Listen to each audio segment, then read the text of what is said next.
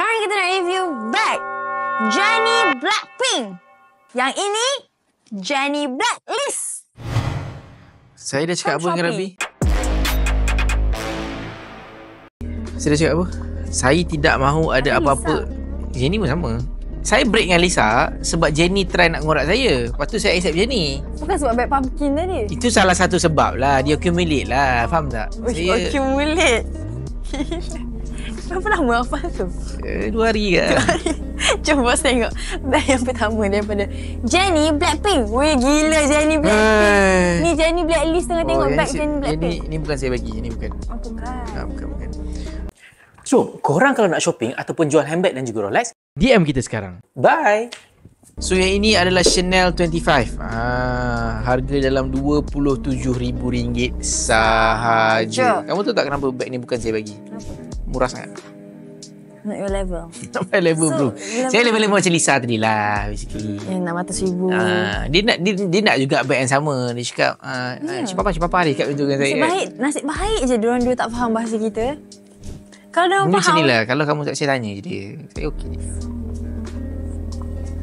Tanya dia nak jual tak bag yang tu? Ini, saya dah block. Dan ada je alasan. Ini adalah Chanel 19 small in black, lamb skin. Okay, harga dalam RM33,000 sahaja. So harga dia dalam kedua-dua Jenny Blackpink punya handbag, harga dia dekat berapa? Dekat almost RM60,000 sahaja. Lisa lagi ni. Sorry, saya break dengan Jenny dulu sebab saya bagi Lisa bag tu yang putus. Baru ingat.